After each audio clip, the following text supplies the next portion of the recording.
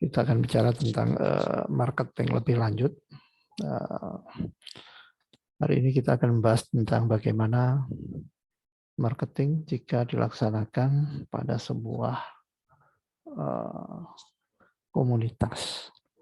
Jadi sekarang ini juga marak juga bagaimana perusahaan-perusahaan itu melakukan penetrasi pasar melalui komunitas.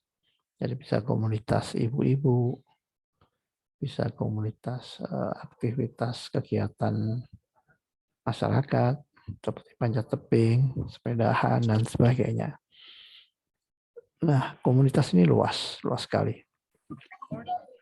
dan memiliki dampak yang luar biasa jika bisa dimanfaatkan untuk marketing, strategi marketing sebuah bisnis ya. Nah, ternyata makanannya enak. banyak sekali yang melewatkan kesempatan untuk membangun sebuah komunitas yang seharusnya menjadi posisi penting bagi sebuah industri dalam penetrasi bisnis ya.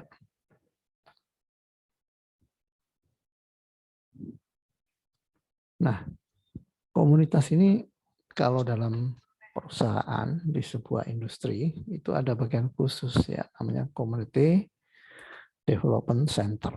Jadi ada bagian dari perusahaan yang memang dia bertugas mengembangkan komunitas.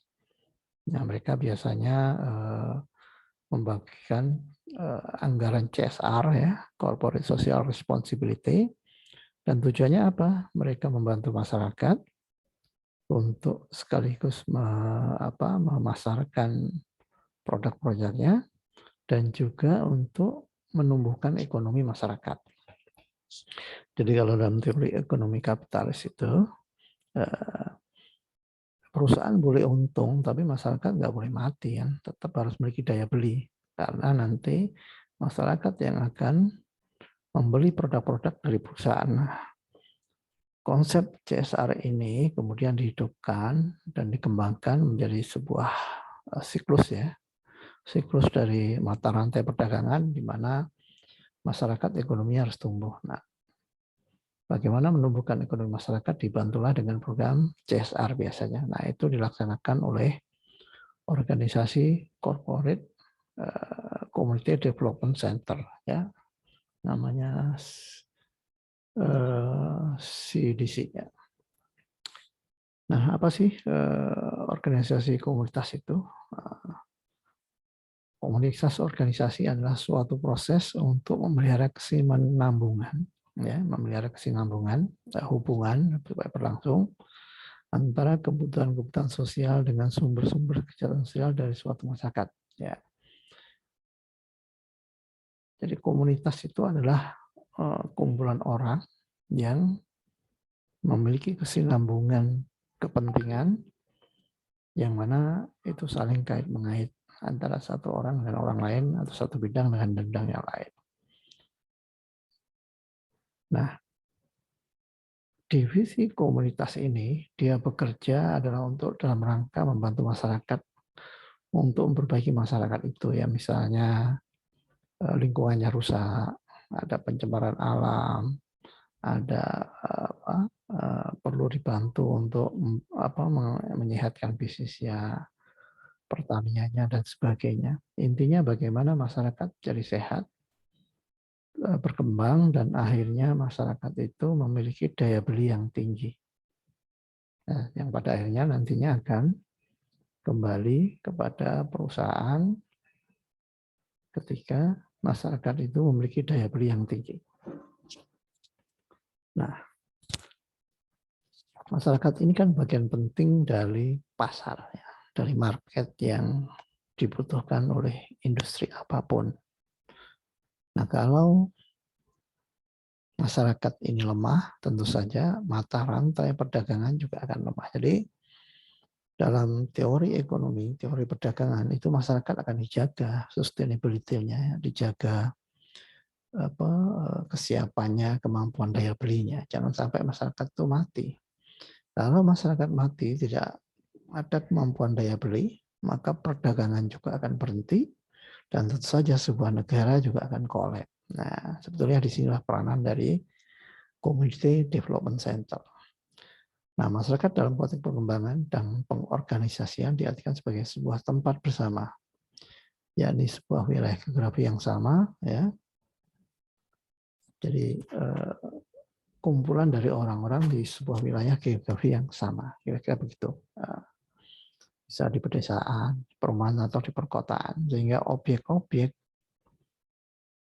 pelaksanaan dari program Community Development Center biasanya pada suatu wilayah-wilayah tertentu, pada suatu titik-titik tertentu yang memang membutuhkan bantuan dari program Corporate Social Responsibility, ya. Nah, ini banyak sekali dilakukan oleh perusahaan-perusahaan besar, ya. Mereka melakukan pembinaan-pembinaan seperti Astra. Astra itu luar biasa pembinaannya. Terus pasti perusahaan-perusahaan yang lain juga sama, mereka melakukan pembinaan kepada masyarakat di sekitarnya. Supaya apa? Supaya operasionalisasi dari perusahaan itu lancar, membangun image citra juga gitu ya, dan membantu masyarakat. Dan yang lebih penting sebetulnya diharapkan dengan banyak membantu masyarakat akan banyak kemudahan-kemudahan yang didapatkan, ya. Pada saat butuh sesuatu, koordinasi juga akan bisa lebih mudah didapatkan. Nah, untuk mengembangkan masyarakat ini itu membutuhkan suatu proses. Butuh proses, butuh semacam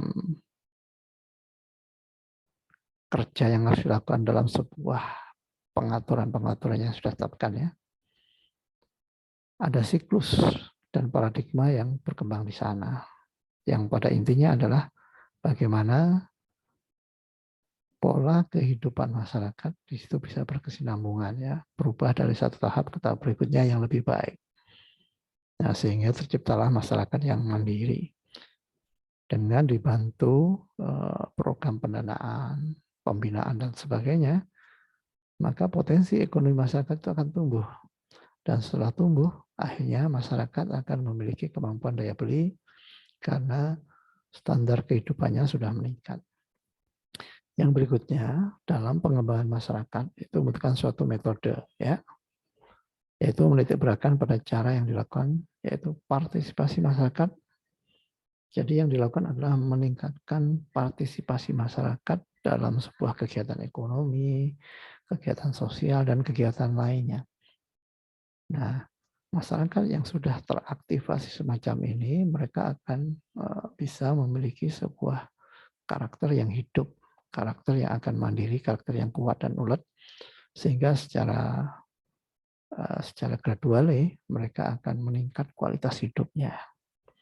Yang terakhir, memerlukan suatu program di mana di dalamnya terdapat unsur proses, metode, cara-cara tertentu, dan titik beratnya pada pencapaian tujuan organisasi. Ada program yang digelontorkan oleh perusahaan dalam sebuah program Corporate Social Responsibility, ya.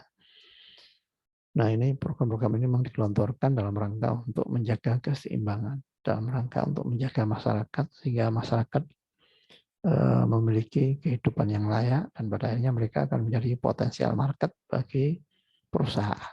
Nah, jadi perusahaan itu tidak untung sendiri, tidak tidak rakus, ya. Tapi mereka menggelontorkan, kalau dalam Islam itu ada zakatnya lah gitu, ya. Zakat itu digelontorkan kembali ke masyarakat supaya ada keberkahan, kira-kira begitu, ya.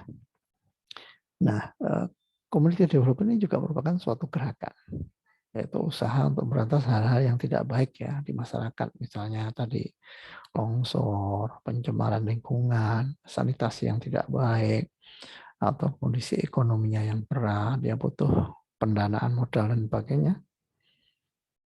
Nah, sehingga diharapkan akan bisa meningkat kehidupan dari masyarakat tersebut, ya, melalui partisipasi aktif dari masyarakat, yang mana pendanaan atau modalnya diberikan oleh perusahaan, ya. Dan sekarang ini banyak sekarang pelaku-pelaku dari yang menjadi operator corporate social responsibility. Jadi biasanya perusahaan-perusahaan besar itu bekerja dengan NGO atau operator-operator yang menjalankan corporate social responsibility supaya mencapai target yang penting. Ya. Nah, kemudian pengertian secara umum dari community development adalah suatu proses untuk membantu masyarakat agar dapat menggali dan menggerakkan sumber-sumber yang ada dalam rangka mengatasi permasalahan. Ya, jadi suatu proses membantu masyarakat. Jadi industri itu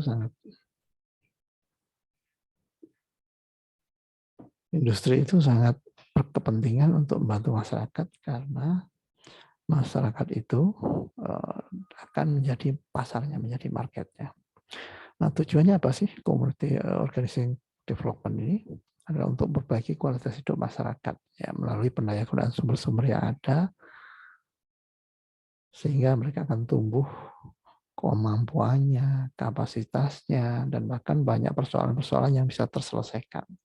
Ya misalnya masyarakat ekonominya sangat lemah, kemudian dibantu permodalan dan akhirnya mereka memiliki usaha, bisa peternakan kambing atau apapun, dan akhirnya mereka tumbuh ekonominya. Nah, ketika ekonominya tumbuh itulah kualitas kehidupan akan meningkat dan ini mendukung program pemerintah dan pada akhirnya kemampuan daya beli dari masyarakat itu juga akan sangat memadai. Jadi ini adalah sebuah kepentingan yang juga berbau kegiatan sosial, tapi sebetulnya juga ada kepentingan bisnis di dalamnya. Nah, ini ada beberapa fungsi-fungsi dalam community organization ya, community development. Yang pertama adalah untuk memperoleh data dan fakta sebagai dasar untuk menyusun perencanaan dan melakukan tindakan yang sehat. Nah, fungsi COCD ini juga untuk mendekati masyarakat, mendekati target market agar kita tahu kondisi di bawah seperti apa. Nah, yang berikutnya memulai mengembangkan dan berubah program dan usaha-usaha kesejahteraan untuk meraih penyesuaian yang lebih baik antara sumber-sumber dan kebutuhan. Ya, di situ ada program pengembangan dan berubah programnya. Jadi program-program yang ada disesuaikan dengan kondisi target operasi dari community development. Nah, program-program ini diharapkan sangat efektif dan memang secara nyata bisa meningkatkan kualitas kehidupan masyarakat. Jadi nggak boleh program ini hanya seremoni semata. Nah, ini perlu ditingkatkan kualitasnya. Kemudian meningkatkan standar pekerjaan sosial untuk meningkatkan efektivitas kerja dari lembaga. Jadi meningkatkan standar pekerjaan sosial. Bagaimana kondisi-kondisi sosial bisa ditingkatkan. Berikutnya juga supaya ada efektivitas kerja dari lembaga-lembaga. Dengan adanya corporate organization, community development ini, akan terjadi efektivitas yang meningkat dalam mengemban pekerjaannya. Fungsi berikutnya adalah meningkatkan dan memberikan fasilitas interrelasi, ya, meningkatkan hubungan. Dengan adanya fasilitas, maka ada hubungan, sehingga akan ada koordinasi antara organisasi, kelompok, dan individu-individu yang terlibat dalam program kesejahteraan sosial. Jadi membangun kolaborasi antar berbagai entitas, antar berbagai kelompok, yang mana kolaborasi ini sangat dibutuhkan dalam aspek apapun, terutama berkaitan untuk membangun bangsa dan negara, masyarakat, bangsa dan negara. Ya. Kemudian mengembangkan pengertian umum dari masalah, kebutuhan dan metode pekerjaan sosial. Jadi hal-hal tentang masalah sosial dan sebagainya akan semakin dipahami, semakin bisa dijelaskan, semakin bisa diidentifikasi dengan baik. Nah, ketika ada masalah, bisa ditetapkan untuk segera diambil tindakan dalam program corporate social responsibility, yaitu kewajiban sosial perusahaan. Fungsi COCD juga mengembangkan dukungan dan partisipasi masyarakat dalam aktivitas kesejahteraan sosial. Jadi bagaimana kesejahteraan sosial itu tercapai, yaitu dengan melibatkan partisipasi masyarakat dengan menggunakan pendanaan dari program CSR dari perusahaan. Nah, ini adalah bentuk komunitas marketing. Maksudnya gini, pada saat anggaran CSR itu digelontorkan kepada komunitas-komunitas tertentu, nah tentu saja komunitas itu akan mengapresiasi program yang semacam itu yang diberikan oleh sebuah perusahaan dengan misalnya memiliki produk tertentu. Komunitas itu akan memiliki persepsi, asumsi yang tinggi terhadap perusahaan itu, sehingga produk-produknya akan diterima oleh komunitas itu. Dan komunitas itu tentu saja akan menjadi influencer dalam program marketing. Ya. Nah, oleh karena itu, selain untuk mensejahterakan, membangun kesejahteraan masyarakat, corporate social responsibility ini juga dalam rangka untuk memainkan promosi, memainkan marketing pada kelompok-kelompok komunitas. Nah, jadi ada dua sisi ya, satu untuk membantu masyarakat berbagai macam persoalan, yang kedua juga akan terjadi engagement dalam program marketing yang sangat intens.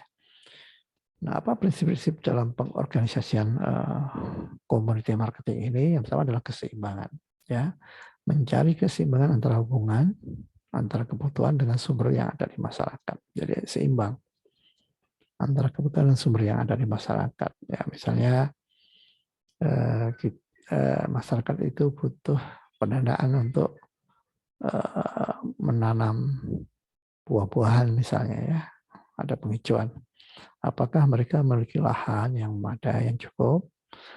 Apakah mereka memiliki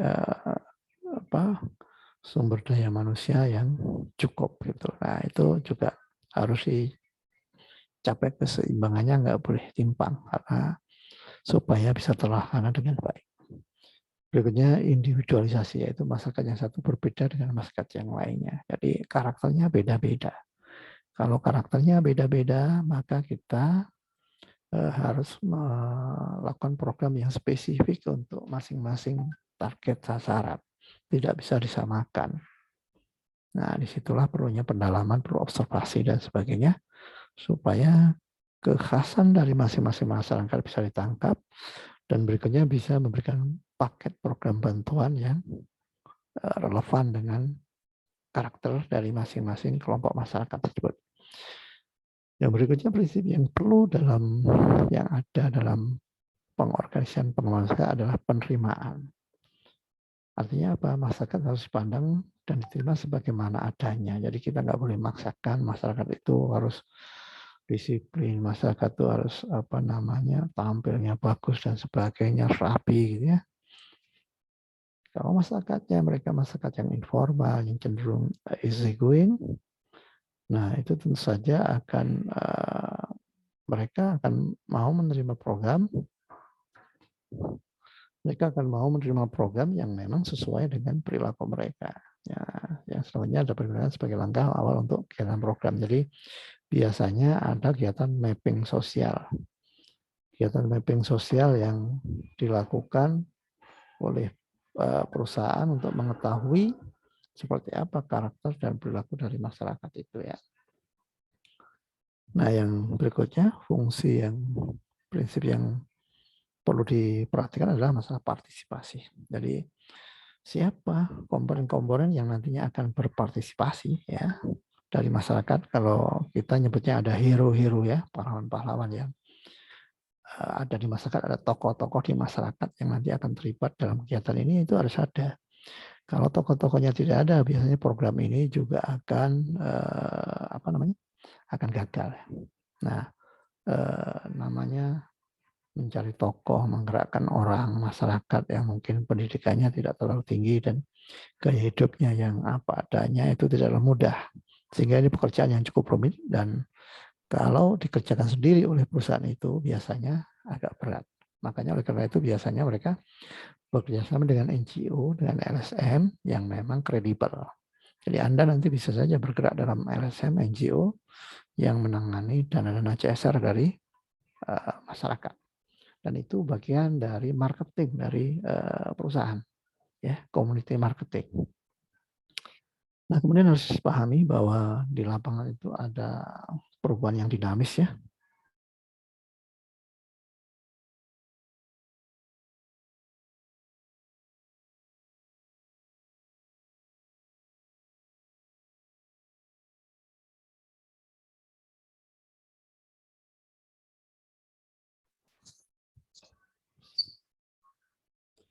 Ya, perubahan dinamis itu yang akan terjadi di masyarakat sehingga terjadinya perubahan-perubahan yang harus disesuaikan dengan kondisi dan kemampuan masyarakat. Nah, jadi kita harus fleksibel, harus bisa mengikuti perubahan itu supaya program-program yang kita gelontorkan benar-benar bisa memberikan manfaat bagi masyarakat dan akhirnya masyarakat akan mengapresiasi perusahaan kita. Mereka akan mengapresiasi program-program kita dan pada akhirnya akan muncullah awareness dan loyalitas dari masyarakat. Kemudian harus menjalankan sebuah kondisi interdependensi, yaitu semua unsur yang ada dalam masyarakat tersebut selalu bergantung dan tidak ada yang mampu tanpa hubungan dengannya. Jadi mereka saling bergantung satu dengan yang lain. Nah, kebergantungan inilah yang harus kita masukkan dalam asumsi kita bahwa mereka tidak bisa sepenuhnya mandiri sendiri. Jadi mereka harus selalu dibina dan sebagainya. Berikutnya dalam penggelaran program CSR ini, ya, ini ada aplikasi pekerjaan sosial, ya, proses pengorganisasian dan pengembangan masyarakat menjadi bagian yang integral dari pekerjaan sosial. Ya. Prinsip-prinsip pekerjaan sosial harus diterapkan dalam di seluruh kegiatan. Contohnya people center, ya, participatory, empowering, dan sustainability. Ya, ini adalah paradigma dalam pemberdayaan pengembangan masyarakat. Bagaimana kita bisa membuat program yang fokus kepada ibu-ibu misalnya, ya, ibu-ibu arisan, ibu-ibu Karang Taruna, ya, adik-adik Karang Taruna misalnya, bagaimana partisipatornya itu bisa berjalan dengan baik. Nah, itu adalah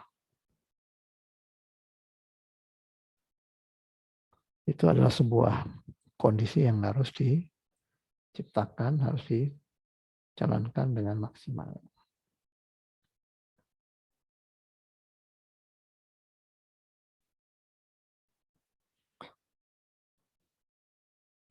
Nah, berikutnya yang perlu kita paham bersama adalah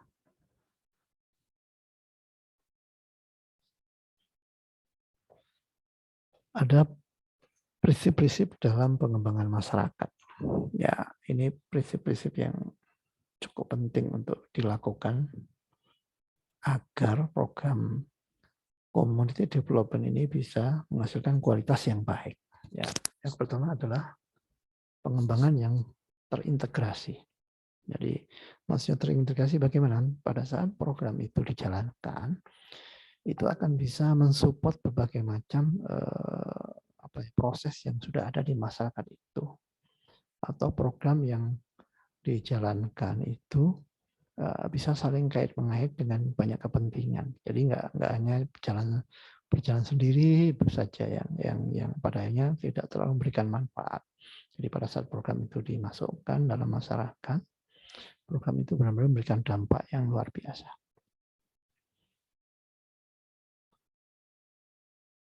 Kemudian yang berikutnya adalah ada konsep human right, sustainability, berkesinambungan, empowerment. Nah, ini empowerment ini adalah sesuatu yang sangat penting bagaimana kita bisa memberdayakan masyarakat.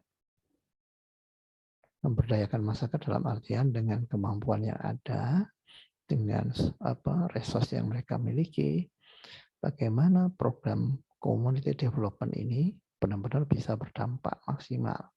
Mereka bisa tumbuh yang tadinya mereka mungkin belum memiliki skill, belum memiliki pengetahuan, belum memiliki aplikasi dan sebagainya. Pada saat program ini digelontorkan, mereka mendapatkan itu semua sehingga potensi mereka, kemampuan mereka bisa meningkat secara maksimal. Ya, jangan lupa juga ini ada terkait dengan personal dan politik, ya. Ini juga kadang-kadang berpengaruh di lapangan. Ya, kemudian ada hak milik rakyat, ada hak-hak rakyat yang harus dijaga. Kemudian kepercayaan diri masyarakat juga harus dibangkitkan, sebab kalau mereka tidak percaya diri tentu saja akan sulit dalam mengembangkan program community development ini. Terus tidak bergantung pada negara. Maksudnya gimana? Maksudnya program ini benar-benar mandiri antara perusahaan dengan masyarakat. Jadi negara itu hanya ini aja, negara hanya menjadi yang mengatur saja bahwa perusahaan harus menyisihkan keuntungannya untuk kegiatan sosial kepada masyarakat. Ya, itulah fungsi negara. Berikutnya tujuan jangka pendek dan visi akhir. Jadi ada jangka pendek dan jangka panjang, visi akhir. Ini yang perlu diperhatikan dalam pengembangan komunitas masyarakat. Terus yang tidak kalah penting adalah pengembangan organisasi. Biasanya di masyarakat itu sudah ada organisasi-organisasi, baik itu Karang Taruna, BUMDes, UMKM dan sebagainya. Itu bisa menjadi sasaran objek yang bagus. Organisasi yang sudah ada menjadi objek pengembangan dalam sebuah program community development, dan diharapkan organisasi itu akan tumbuh berkembang dan memiliki daya guna berkaitan dengan ekonomi kerakyatan. Nah, kalau organisasi itu sehat, tentu saja akan memberikan dampak ekonomi yang luar biasa kepada masyarakat pedesaan. Terus jangan lupa juga dalam pengembangan masyarakat perlu adanya langkah-langkah pengembangan. Nah, ini penting, perlu catat. Maksudnya begini, bantuan tidak hanya bantuan, jadi jangan sampai bantuan itu hanya habis begitu saja, tanpa ada membangun fondasi, tanpa ada proyeksi atau opportunity, ada keberhasilan yang lebih jauh di masa yang akan datang. Jadi kalau bisa bantuan itu memberikan dampak jangka panjang. Apakah dampaknya itu untuk alam, misalnya untuk penghijauan yang nantinya akan bermanfaat kepada masyarakat secara jangka panjang, atau bantuan itu akan bisa menumbuhkan kemampuan ekonomi masyarakat, atau bantuan itu akan meningkatkan kualitas hidup masyarakat, meningkatkan kecerdasan masyarakat, dan sebagainya. Jadi ada langkah-langkah pengembangan yang harus dijadikan indikator pengukuran bagi program pengembangan. Nah, berikutnya perlu diperhatikan adanya keahlian eksternal yang barangkali dibutuhkan dalam proyek ini. Jadi mungkin kalau pelaksana dari CSR ini nggak memiliki keahlian, kita bisa mengundang ahli-ahli eksternal yang memang misalnya melatih digital marketing, melatih tata boga, melatih perkebunan dan sebagainya. Kita bisa menghadirkan pelatih dan didanai dari dana CSR. Kemudian membangun masyarakat, artinya dari berbagai dimensi masyarakat itu harus terbangun. Jadi bukan hanya dibantu, benar-benar ada dampak membangun masyarakat baik secara fisik, secara pemikiran, secara skill dan kompetensinya akan naik. Nah, terutama ketika terjadi kolaborasi yang luar biasa di antara masyarakat ya. Nah, kemarin saya ada seremoni di Cirebon ya, di mana PT Telkom memberikan bantuan kepada masyarakat untuk penanaman mangrove di Cirebon.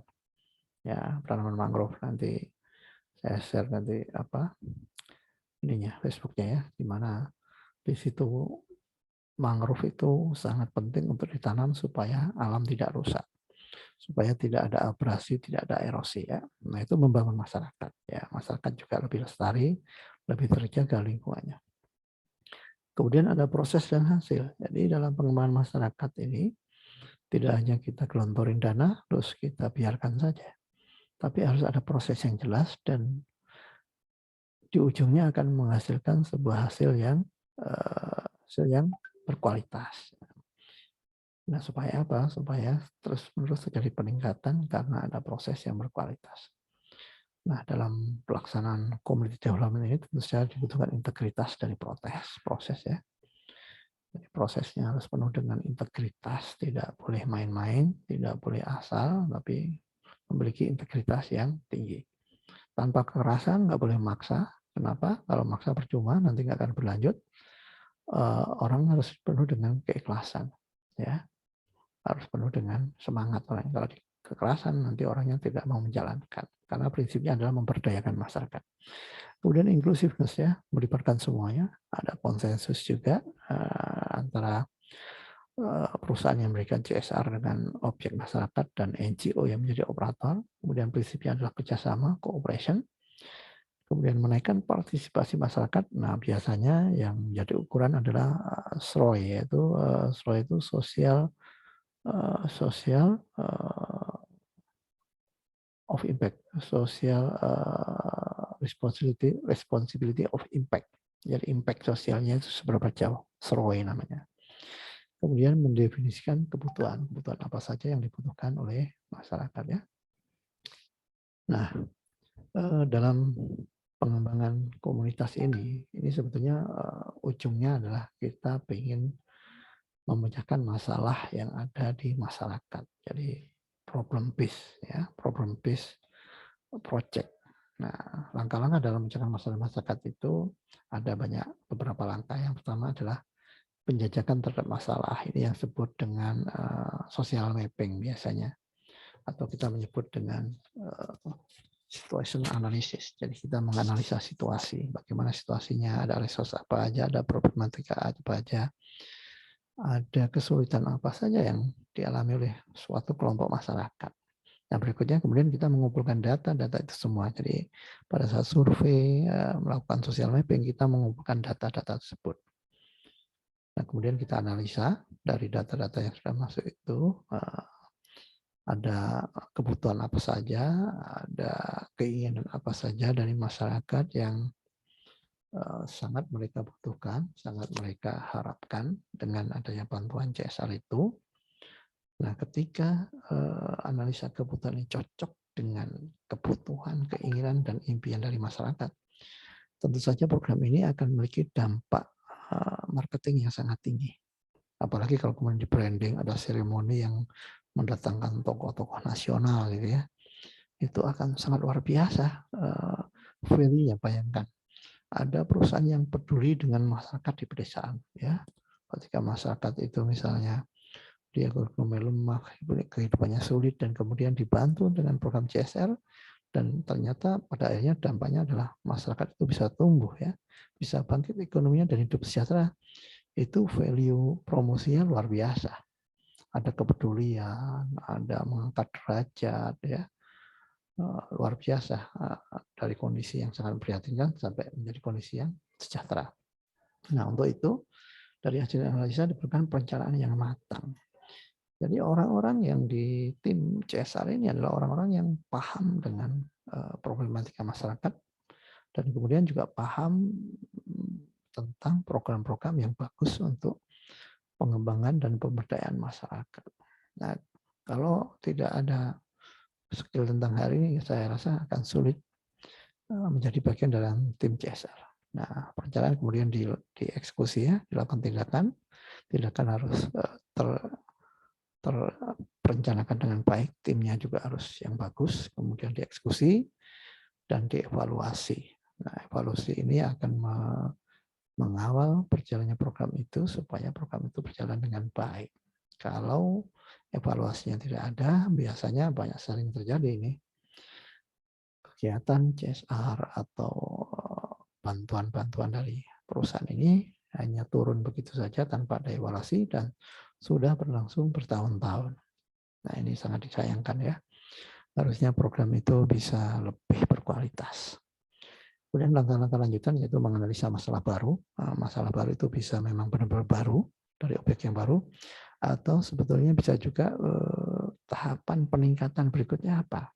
Next step-nya dalam roadmap yang kita tetapkan buat sebuah kelompok masyarakat tertentu. Nah, itu juga masalah baru.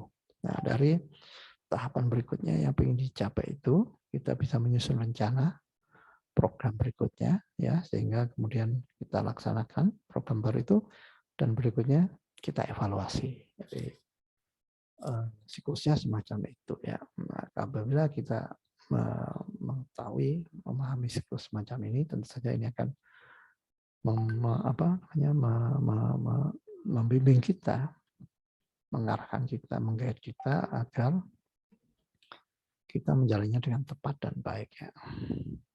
Nah, ini ada beberapa model-model pendekatan ya. Yang pertama model pengembangan masyarakat lokal, local development. Jadi kita mengembangkan masyarakat lokal dengan berbagai macam program ya. Misalnya bersama melakukan kegiatan secara bersama-sama, kerja sosial dan sebagainya ya. Misalnya di situ ada peranan pekerjaan sosial, ada namanya mempercepat ya, ada mengkoordinasikan, ada guru yang dilibatkan dan sebagainya untuk mengajarkan masyarakat di situ. Ya, masyarakat kurang beruntung ya itu bisa dibantu. Terus bagaimana banyak permasalahan-permasalahan yang pada akhirnya bisa dibantu oleh program-program dari CSR ini dengan pendekatan lokal masyarakat, pengembangan masyarakat lokal ya. Atau yang berikutnya model perencanaan sosial, social planning. Model ini merupakan suatu proses teknik dalam memecahkan masalah. Ya, model ini meyakini bahwa masalah yang dihadapi oleh masyarakat memerlukan seorang perencana. Jadi yang merencanakan itu si pemilik program CSR dengan melihat problematika dari masyarakat. Jadi kalau yang di awal tadi semuanya masyarakat yang merencanakan, program CSR hanya membantu. Kalau yang ini sampai konsep desain programnya didesain oleh pemberi CSR. Ya. Nah, karena ini bersifat perencanaan sosial, maka programnya adalah meliputi pengumpulan data dan fakta. Jadi perusahaan secara aktif mengambil data dan fakta secara langsung, ada problematika apa yang sangat krusial, kemudian dianalisa data tersebut, kemudian bekerja sebagai perancang program.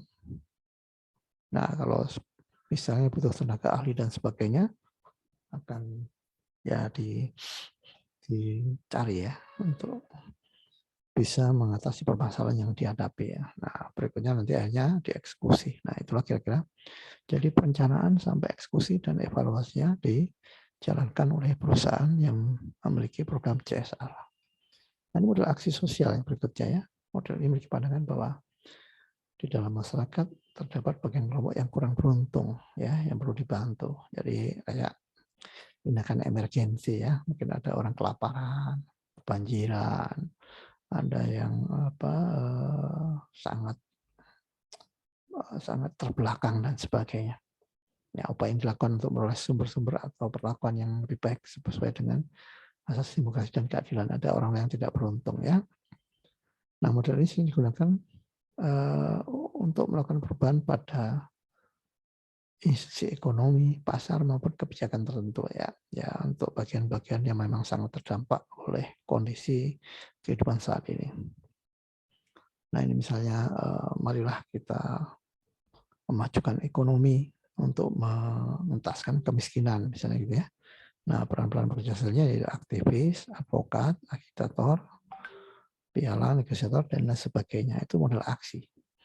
Yang kita membiayai aksi-aksi misalnya untuk penanaman pohon, misalnya untuk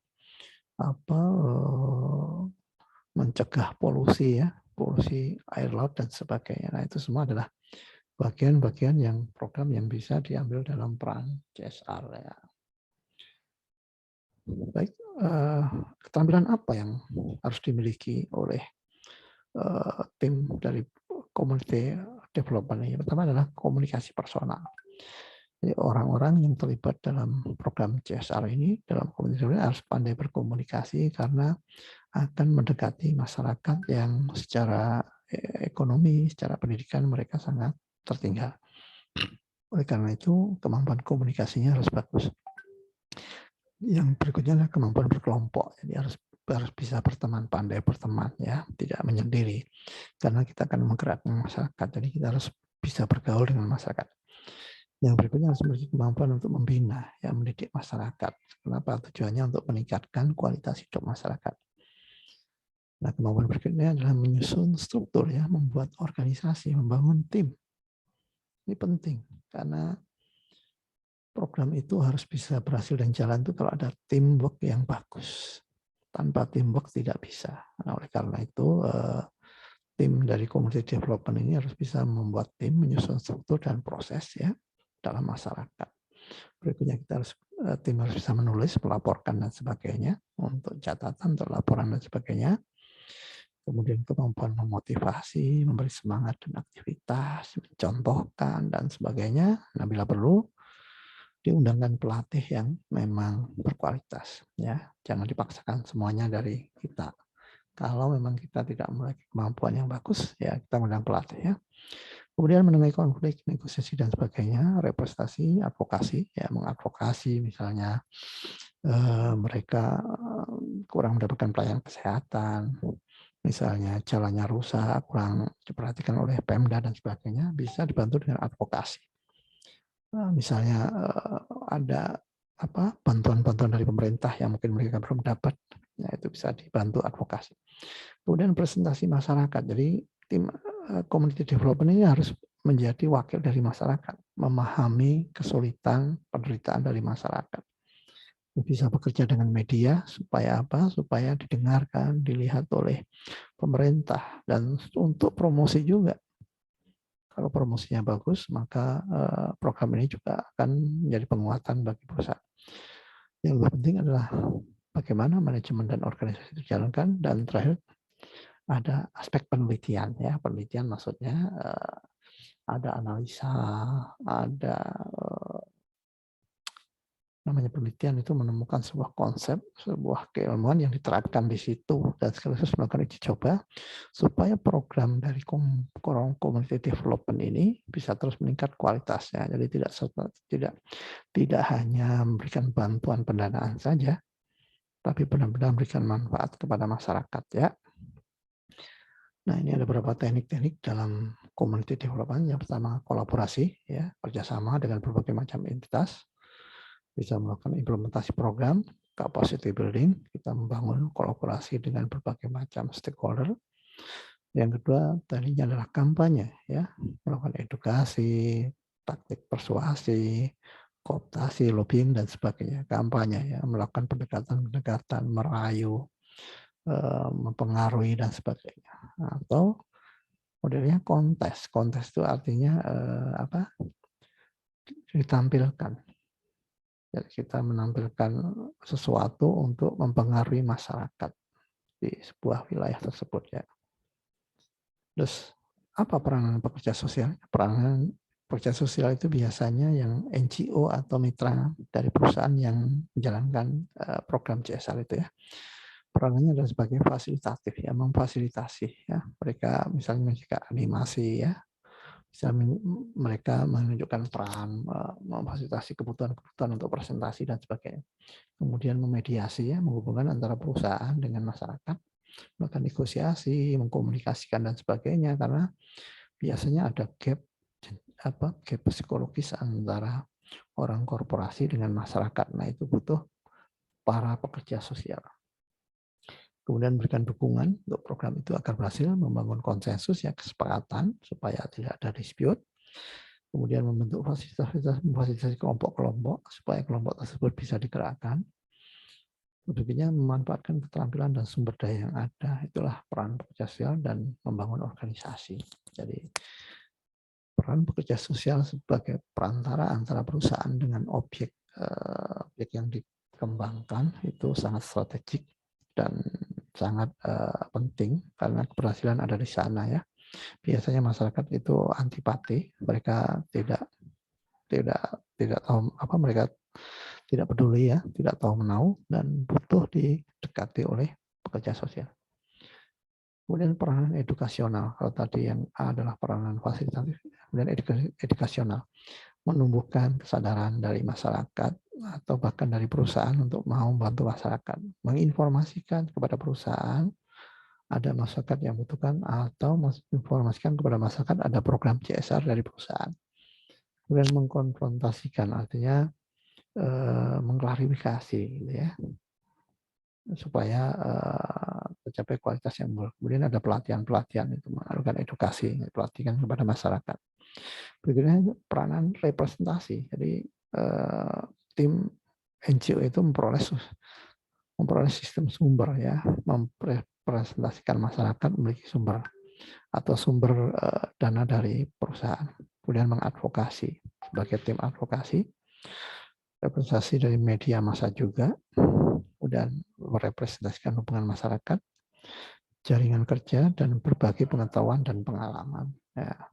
Berikutnya fungsinya adalah peranan teknikal, ya, pengumpulan data dan menganalisanya, ya, ini penting sekali bagi pekerja sosial, bagi NGO atau LSM yang menjadi mitra dari perusahaan dan perusahaan sangat butuhkan mereka.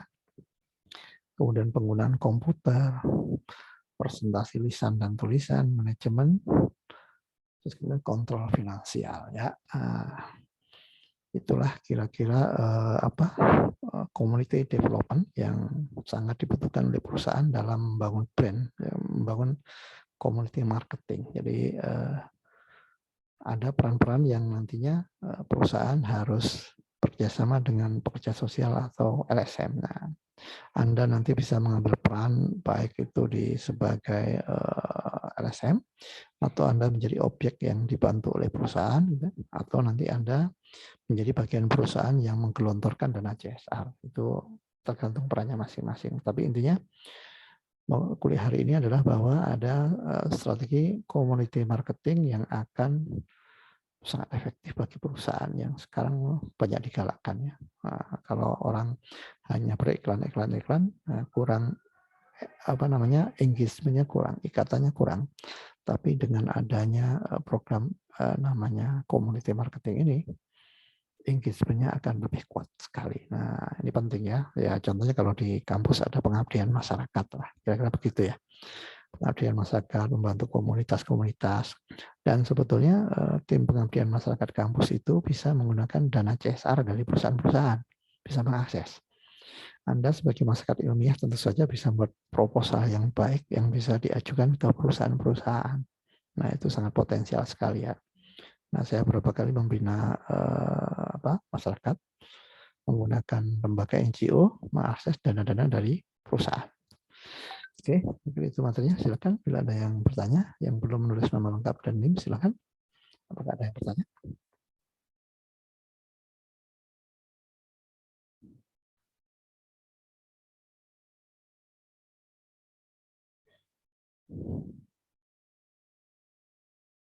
Ya, silakan bila ada yang bertanya. Ada yang berkomentar?